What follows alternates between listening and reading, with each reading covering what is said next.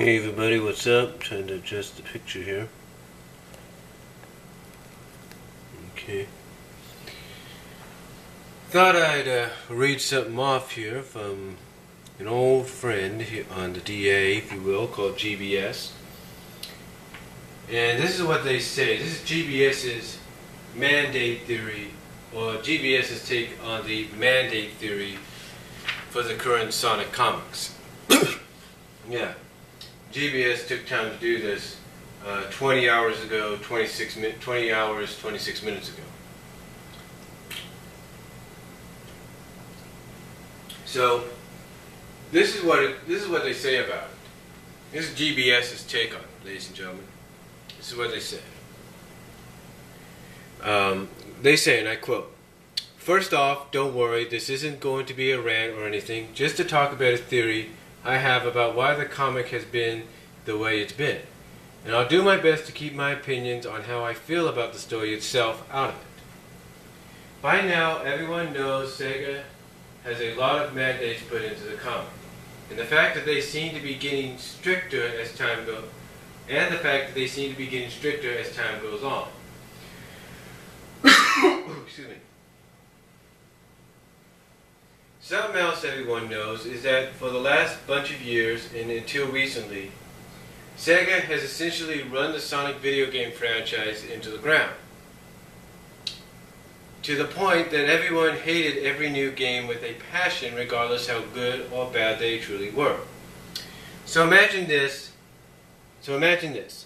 As time went on and the games got worse and Sega began to have more and more losses instead of profit, it began to restructure itself and to take a tighter grip on all of its current franchises.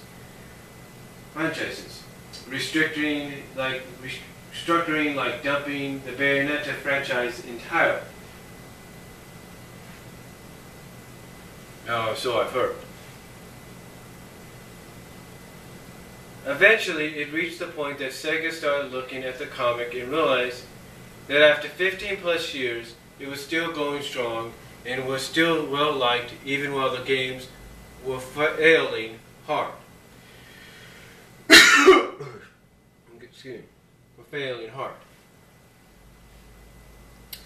Most people would think at this point Sega would take notes from the comic to strengthen their games.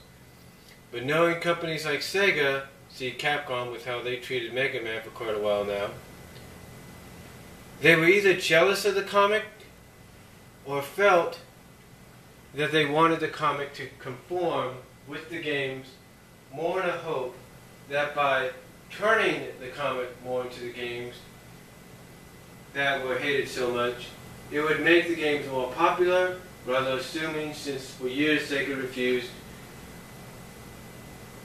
Oh no. Okay. What was it? Oh yeah.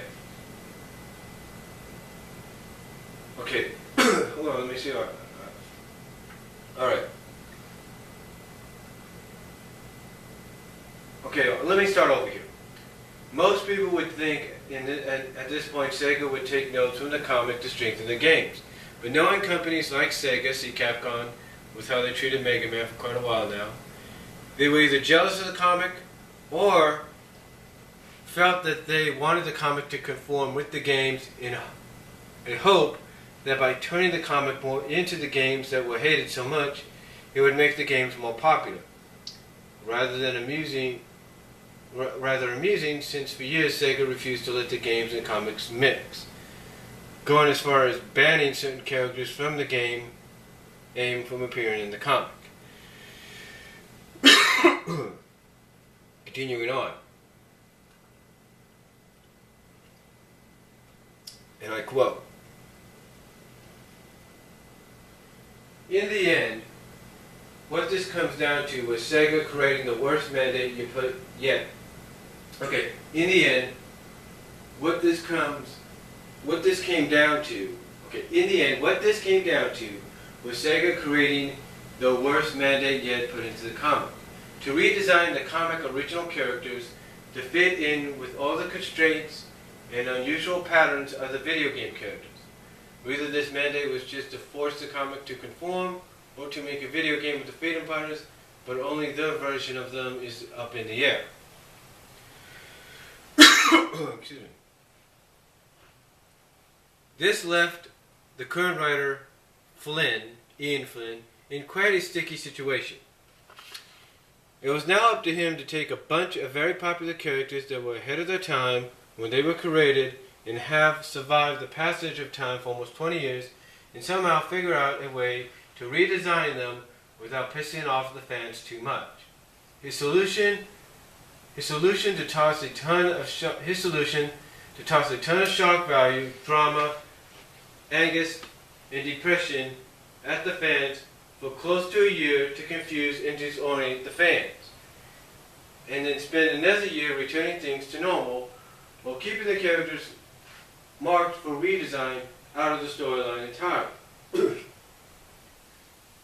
This way, when the characters were finally returned into the redesigned forms, the fans would just be happy to have them back without caring about how they looked or how they acted, as well as giving the fans other things to dwell on that was going on in the story instead of these new changes to the characters themselves. As promised, I'll leave out my thoughts on how I think this all played out so far. To further the plan, Ian Flynn made comments such as calling the Freedom Fighters nothing more than the Sad AM cast, as if saying that for almost 20 years of character development and being a main part of the comic, they were just guest stars in Sonic's comic, and that they could never be considered main parts of the comic unless they were changed. He also commented on how they were outdated in these times, even though they were far ahead of their time, including female characters that were parts of the main fighting force of the group, as well as treating them as characters first and as women second. This kind of mental and verbal persuasion that falls apart art, if you think about it, for just a little. This kind of mental and verbal persuasion that falls apart, if you think about it, for just a little, shows that there has to be behind the scene things going on, forcing all of this to happen.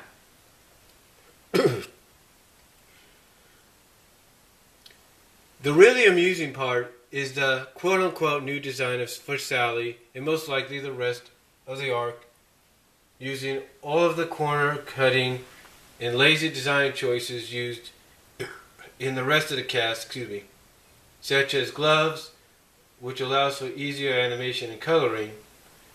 The removal of her cheek fur is another example of making it easier to animate her. So how is it making these characters quote-unquote less outdated when their quote-unquote new designs are forcing in design choices that serve no other purpose than making it easier to animate them in games?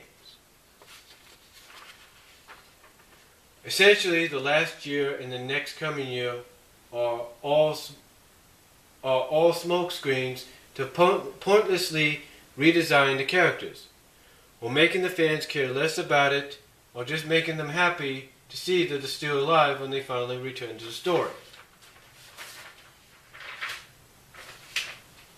What I find amusing is how Sega continuously sabotages Ian Flynn's attempt at going through with this, by forcing in filler stories such as Genesis, or the Racing Olympic tie-in comics that most definitely hurt the current story and forced things to get rushed that needed much more time to play out right. Well, that's my theory, at least. And if I'm correct, it's all the more reason for why I think I'm essentially done with the comic once Sally gets de-roboticized in the low to mid 250s. Time and time has shown that branching off franchises die fast when the original owners of it have too much of a say in how production goes. And over the recent year, the comic has most definitely suffered from Sega having a heavier and heavier hand in what happens in the comic and going as far as to how characters that aren't even from the games can look. I wouldn't be surprised if Sega is the reason for why the Sonic comic franchise has turned into such a cash cow recently. With tons upon tons of new material getting released every month between reprints, magazines, and other material. In the end, it doesn't matter who the writer is anymore, since Sega will always be the ones in control now, just making things worse from behind. Either way, it seems that Sega is doing to the comic what they did to the games that destroyed it for so many years in the past. And apparently the only way to make them see the error of the rays is by hurting the wallet, so I'm for sure just going to walk away from it and let it play out however it will once Sega Sally reaches the scenes. I'm sure the Mega Man Sonic crossover will still be awesome, though, so at least that's one thing to be looking forward to in the near future. He's looking forward to one more big fun adventure for the Sonic comics before I finally move on from it after 20 years of reading. Okay, and that was GBS's theories on the mandates, or as they call it, the Mandate Theory on the Sonic comics recently, over the past year or so.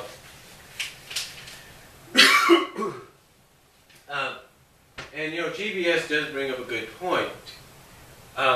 It could be Sega behind it, and we may not know that until we get an official word. But sometimes you can't. Sometimes you may not like the decisions they make. But eventually they're the ones in charge. It's like Alpha Omega Sin and Happy Console Gamer said about the situation going on with Sega and a certain video game, if you know what I mean. If you know what I mean. If you don't know what I mean, type in Sega Alpha Omega or Sega Happy Console Gamer and you'll exactly see what I'm talking about. But again, though, you can't. If it is Sega, you can't really say anything right now. I mean, if they're the ones saying, hey, we want Sally to be redesigned, we want Bunny Rabbit the Cooler to be redesigned, we want Antron redesigned, you can't really do anything about it. It's their decision, you got to go with it. So, again,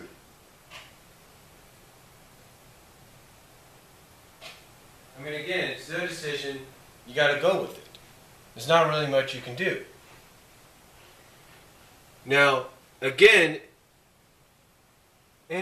all anybody can hope for from this rough draft is that when the final draft of her new redesign comes out, that it might have some changes. Like maybe she'll have the cheek fur, as some people point out.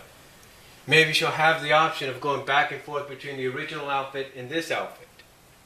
Just saying.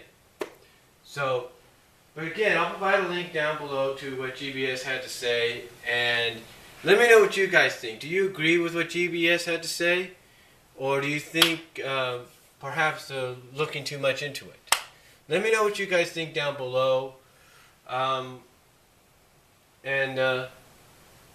Just voice your opinion. Do you agree with them? I mean, I do kind of agree with the fact that, Sega, they should let Ian Flynn or whoever the writer is, let them do the thing, and then do what they have to do later on. Let them do the thing. I mean, I've shown that. I've visually shown that in some of my videos, if you know what I mean. So, but again, let me know what you guys think. I'll provide the link down below. Responses are greatly appreciated. Comments are greatly appreciated. And I'll talk to you all later.